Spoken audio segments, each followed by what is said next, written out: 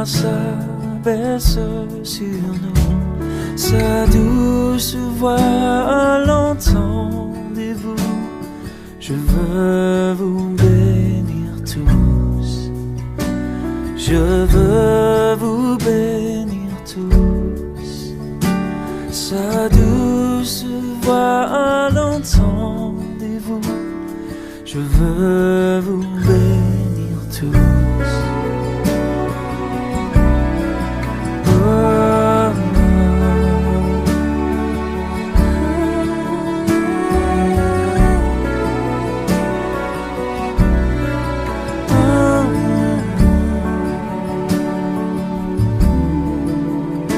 Jésus est au milieu de nous, son regard s'abaisse sur nous, sa douce voix l'entendez-vous? Je vous aime tous, oh je vous aime tous. Évangile de Jésus-Christ selon saint Luc.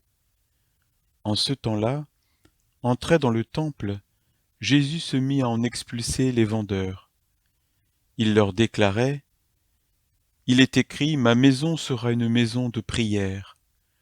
Or vous, vous en avez fait une caverne de bandits. » Et il était chaque jour dans le temple pour enseigner. Les grands prêtres et les disciples, ainsi que les notables, cherchaient à le faire mourir, mais ils ne trouvaient pas ce qu'ils pourraient faire. En effet, le peuple tout entier, suspendu à ses lèvres, l'écoutait. Acclamons la parole de Dieu. Jésus entre dans le temple. Par les paraboles sur le royaume, Jésus veut préparer les disciples et ses contemporains à cet avènement du royaume. Le royaume est tout proche. Voilà qu'il frappe à la porte et entre dans le temple. Jésus est monté vers Jérusalem pour être révélé au monde entier, tel qu'il est, et non pas à la mesure et selon la volonté de chacun. En entrant dans le temple, il entend établir sa royauté sur nos cœurs, dans une relation amoureuse, sincère et pure, en réponse au don de son amour et de sa grâce. En entrant dans le temple, Jésus est face au spectacle d'une institution à la dérive. En se mettant au service de l'argent et des affaires, le temple a perdu sa vocation d'être la maison de Dieu. Alors, dans un acte d'autorité, Jésus fait le ménage. Il commence par faire le vide. Il chasse les marchands et toutes les activités qui ont dénaturé la vocation de la maison du Père. Ce geste est un acte d'autorité qui attend de chacun une prise de conscience et appelle à la conversion. On n'utilise pas la maison de Dieu pour garder l'argent trompeur, puisqu'on ne peut servir Dieu et l'argent. Notre cœur est le véritable temple de l'Esprit, le lieu où je peux laisser Jésus entrer pour lui remettre la royauté sur ma vie. Pour cela, quel ménage dois-je faire? Quel vide dois-je faire dans mon cœur pour creuser en moi le désir et la soif du royaume de Dieu et le laisser demeurer en moi? Ma maison sera une maison de prière. La véritable prière est un dialogue amoureux, confiant, entre une âme et son Créateur. Une relation qui se vit dans le don de soi, un abandon dans la volonté de Dieu, dans une consécration de tout son être, dans l'esprit, à l'exemple de Marie. ce n'est pas une négociation, ce n'est pas un marchandage dans lequel on viendrait acheter les bonnes grâces de Dieu. La miséricorde de Dieu est gratuite, elle est donnée, c'est cadeau. Voilà la bonne nouvelle. Dieu nous aime d'un amour inconditionnel. Il attend de chacun de nous découvrir fils et filles bien-aimés du Père. En occupant de sa présence le temple, mais aussi notre cœur, Jésus nous enseigne sur cet amour qu'il nous donne et cette communion qu'il veut vivre avec nous.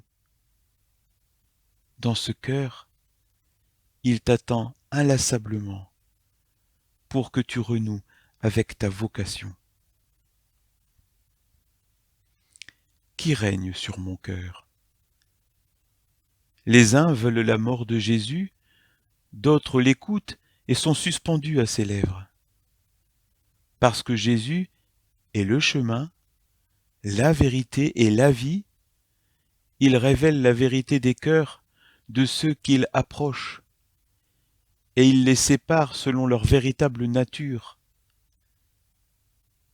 Le peuple, qui espère une vie meilleure et trouve une consolation dans les paroles de Jésus, consolation à l'injustice, à la violence, au mépris, à l'humiliation, et d'un côté, ceux qui défendent un système qui les sert et pour qui la fin justifie les moyens.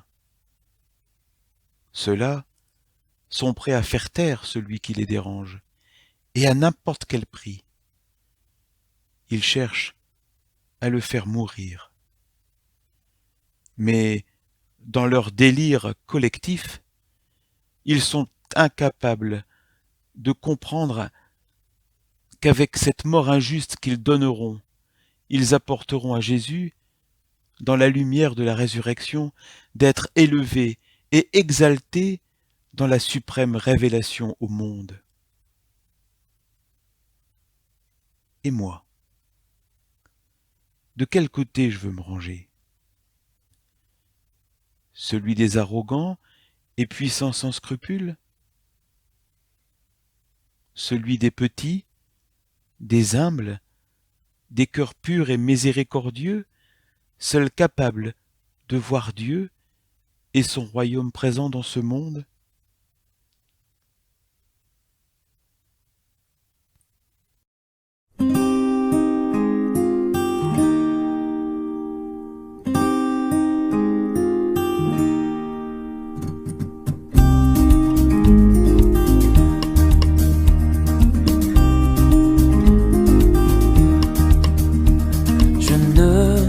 Pourquoi dans sa grâce Jésus m'a tant aimé?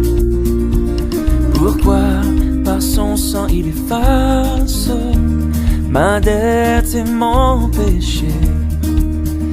Mais je sais qu'en lui j'ai la vie, il m'a sauvé dans son amour, et gardé par sa main meurtrie. J'attends l'heure de son retour. Oh, oh, oh, yeah. Je ne sais comment la lumière éclaire tout mon cœur, comment je compris ma misère et reçu mon sauveur. Mais je sais qu'en lui j'ai la vie, il m'a sauvé dans son amour, et gardé par sa main meurtrie. J'attends l'heure de son retour.